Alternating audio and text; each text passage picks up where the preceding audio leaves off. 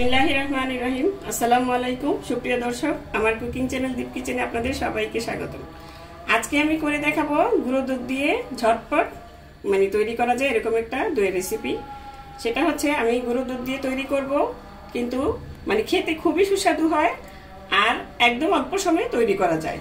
মাত্র 20 থেকে 25 মিনিটের মধ্যে আপনি দইটা তৈরি করে নিতে পারবেন। চলুন তাহলে কথা না বাড়িয়ে রেসিপিটা শুরু করা যাক।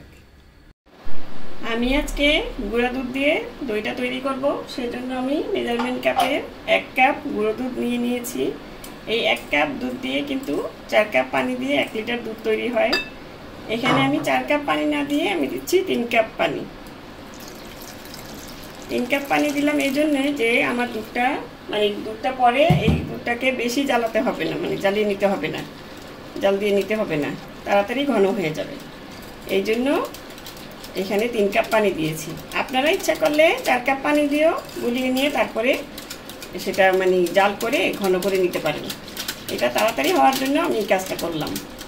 এখন এটা দুধটা রেডি করে নিলাম। এখন আমি চলে যাব চুলায় দুধটা জাল করতে। এখন চুলায় একটা প্যান বসিয়ে নিয়েছি। এখন এখানে দিয়ে দিচ্ছি 1/3 কাপ চিনি, আর দিয়ে দিব এখানে 2 টেবিল চামচ পানি। এটা ক্যারামেলটা তৈরি করার সময় পানিটা দিলে ক্যারামেলটা খুবই ভালো হয়। এখন আমি এটাকে জাল করে ক্যারামেলটা তৈরি করে নিব। আর চিনিটা আমি কম দিয়েছি, এখানে 1/2 কাপ পর্যন্ত দিতে পারেন আপনারা। যদি টক দই দেন তাহলে বেশি দিতে হবে, আর আমি আজকে মিষ্টি দইটা দিয়ে তৈরি করব, সেই জন্যই আমি চিনিটা কম দিলাম। আর এই গরমে কিন্তু একটু টক মিষ্টি দইটা খেতেই ভালো লাগে, সেই জন্যই আমি এই মিষ্টিটা কম দিয়েছি। আপনাদের ইচ্ছা করলে আপনারা বাড়িয়ে দিতে পারেন। এখন এটা আমি ক্যারামেল তৈরি করে নিচ্ছি। এদিকে ক্যারামেলটা হচ্ছে। এখন আমি এখানে নিয়ে নিব 1/2 কাপ মিষ্টি দই। এই 1/2 কাপ মিষ্টি দই আমি এখানে রেখে দিলাম যাতে পানিটা ঝরে যায়। দুধটা রেডি করতে করতে এখানে দইটার পানিটা ঝরিয়ে নিব। পানিটা ঝরিয়ে নিলে হবে কি, আপনার যখন দইটা পাতবেন আপনি, তখন দইটাতে পানি উঠবে না। এই জন্য এটা এভাবে ছেঁকে নেওয়া ভালো। এখন এটা আমি রেখে দিচ্ছি এক সাইডে। এই দেখুন ক্যারামেলটা কিন্তু কালার এসে গেছে।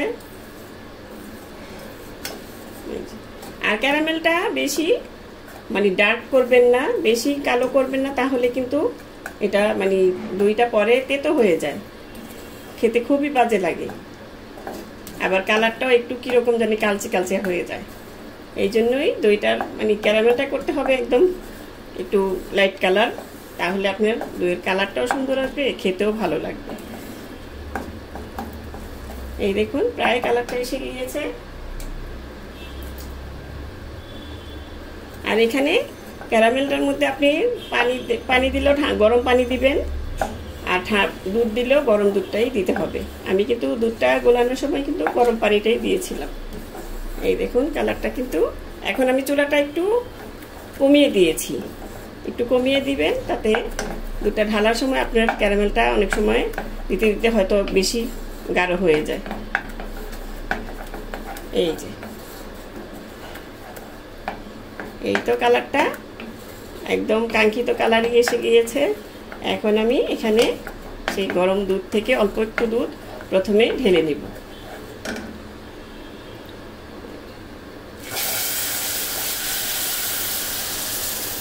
দুধটা দেওয়ার সময় কিন্তু অনেক সময় এই ক্যারামেলটা জমে যায়। এই দেখুন জমে গিয়েছে। এতে ভয় পাবার কিছুই নেই। এটা যখন আপনি নাড়াচাড়া করতে থাকবেন, পুরোটা দুধ ঢেলে দিবেন, তখন কিন্তু এটা আস্তে আস্তে গলে যাবে। ঢালার সুবিধার্থে এই কাপে নিয়ে নিয়েছি। এখন এটা নেড়ে চেড়ে একটু ঘন করে নিতে হবে দুধটা। এই এখন আর বেশি না, 10 মিনিট নেড়ে চেড়ে একটু ঘন করে নিলেই হবে। যেহেতু আমি 4 কাপ পানি দেইনি, দিয়েছি 3 কাপ পানি, সেই জন্যই আমার এটা কিন্তু বেশিক্ষণ লাগবে না। আর যদি 4 কাপ পানি দিতাম তাহলে আপনার একটু বেশি সময় লাগতো দুধটা ঘন হতে। আমার কাছে এই কালারটাই ভালো লাগে। আপনাদের যদি একটু ডার্ক কালার ভালো লাগে সেটাও করে নিতে পারেন, তবে খেয়াল রাখবেন যাতে করে ক্যারামেলটা বেশি পুড়ে না যায়। এখন আমি নেড়ে চেড়ে নিচ্ছি আরও প্রায় 7-8 মিনিটের মতো।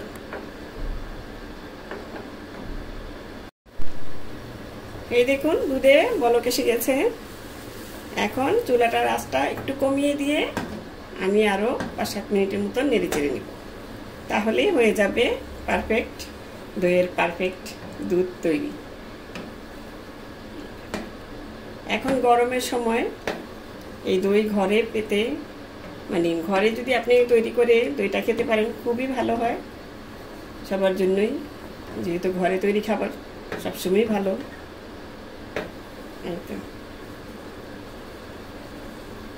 আর একদম অল্প সময়ে দইটা তৈরি করে নেওয়া যায়।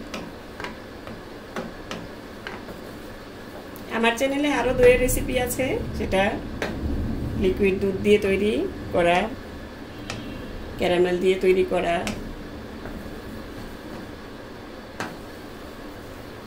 এখন দেখালাম গুঁড়ো দুধ দিয়ে তৈরি। আশা করি রেসিপিটা আপনাদেরও ভালো লাগবে। প্লিজ ভালো লাগলে একটা লাইক করবেন, কমেন্ট করবেন আর শেয়ার করে দিবেন সবার সাথে, যাতে আরও সবাই দেখতে পারে।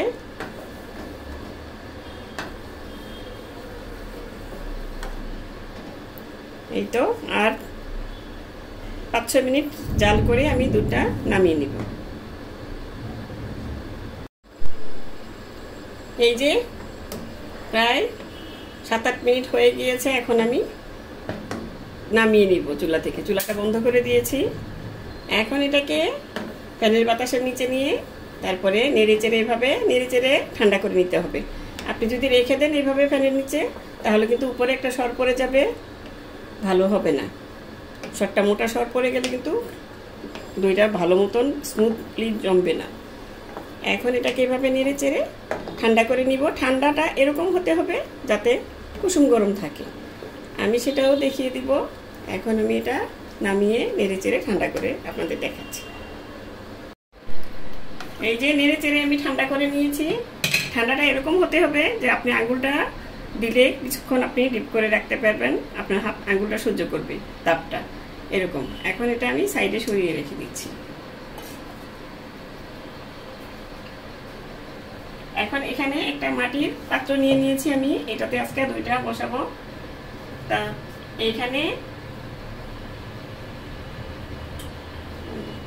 যে দইটা আমি রেখেছিলাম মানে ছেঁকে পানি ঝরানোর জন্য, সেটা থেকে আমি কিছুটা দই এখানে নিয়ে নিয়েছি।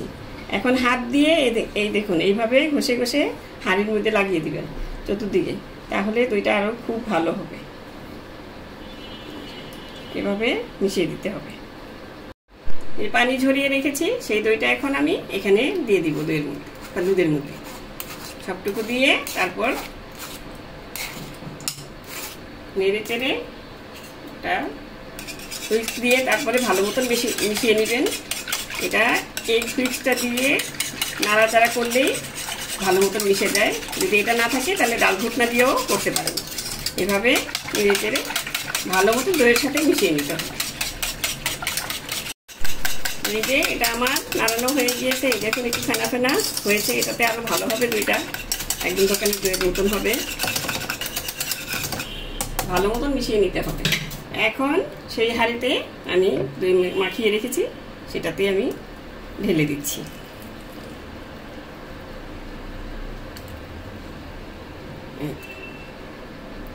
এখন এটা ভালো মতন ঢেকে দিয়ে তারপরে আমি চলে যাচ্ছি চুলায়। আজকে আমি 30 মিনিটে মানে 20 মিনিটে 20 মিনিট কি 25 মিনিট লাগবে সেটা আমি এই 20 মিনিটে 25 মিনিটে তৈরি করে নিব দইটা চুলায়। চলুন তাহলে চুলায় চলে যাচ্ছি। চুলায় একটা হাঁড়ি বসিয়ে নিয়েছি, একটা স্ট্যান্ড দিয়ে দিয়েছি দেখুন। এখন এখানে আমি দইয়ের পাত্রটা বসিয়ে দিব। বসিয়ে দিয়ে ঢাকনা দিয়ে ঢেকে তারপরে হাঁড়ির ঢাকনাটাও আমি দিয়ে দিব। হাঁড়ির ঢাকনাতে যে ছিদ্রটা আছে সেখানে আমি একটা টিস্যু পেপার দিয়ে এটা বন্ধ করে দিয়েছি। আর এখন আমি চুলার আঁচটা আপনাদের দেখিয়ে দিব চুলার আঁচটা কতটুকু থাকবে। এই দেখুন একদম নিভু নিভু, যে একটু বেশি থাকবে। এতে এই আঁচে রেখে আমি 20 থেকে 25 মিনিট এটাকে জাল করে নিব। তারপরে আমার দইটা দেখিয়ে দিব আপনাদের কিরকম হয়েছে। ফিরে এলাম প্রায় 25 মিনিট পর। এই যে এখন আমি চুলার জালটা অফ করে দিয়েছি। এই দেখুন একটু কিরকম বুদবুদের মতন হয়েছে, এটাই আমি চাচ্ছিলাম। এখন আমি ঢাকনাটা দিয়ে আবারও, এখন আর কিছুই করবো না, চুলা তো অফ করে দিয়েছি। এখন এই টাওয়েলটা দিয়ে আমি এভাবে ভালো মতন ঢেকে রেখে দেব। একদম হাঁড়িটা যখন একদম ঠান্ডা হবে তখন আমি এটা খুলে আপনাদের দেখাবো। এই যে আমি হাঁড়িটা কিন্তু চুলার উপরে রেখে দিয়েছিলাম। এখন আমি কাপড়টা খুলে নিচ্ছি। এটা ঠান্ডা, পুরোপুরি ঠান্ডা হয়ে গেছে। ঠান্ডা হতে প্রায় 5 ঘন্টা, প্রায় 6 ঘন্টার মতন সময় লেগেছে। এখন দেখি কি হয়েছে। এই দেখুন, এই দেখুন একদম সুন্দর মতন জমে গিয়েছে। এখন আমি এটা নামিয়ে নিব, নামিয়ে ফ্রিজে ঠান্ডা করার জন্য রেখে দিব। তো আমি ফ্রিজে রেখে দিয়েছিলাম প্রায় 2 ঘন্টার মতন। এখন এটা নামিয়ে নিয়েছি। এখন এটা কেটে দেখাচ্ছি আপনাদের দুইটা কিরকম হয়েছে। এই দেখুন কতটা পারফেক্ট হয়েছে দুইটা। এই যে দেখুন কতটা সুন্দর হয়েছে, মাশাআল্লাহ একদম জমে একদম একদম সুন্দর হয়ে গেছে। দোকানের চেয়েও, আমি বলবো দোকানের চেয়েও ভালো হয়েছে। এখন আপনারা এইভাবে আমি যেভাবে বানিয়ে দেখালাম বানিয়ে দেখবেন, আশা করি আপনাদেরও ভালো লাগবে। তো দর্শক আজ এই পর্যন্তই। রেসিপিটি ভালো লাগলে প্লিজ লাইক, কমেন্ট, শেয়ার করবেন। আর আমার চ্যানেলটি সাবস্ক্রাইব করে নিয়মিত চ্যানেলটির পাশে থাকবেন। সুস্থ থাকবেন, ভালো থাকবেন, ঘরে তৈরি খাবার খাবেন। আল্লাহ হাফেজ।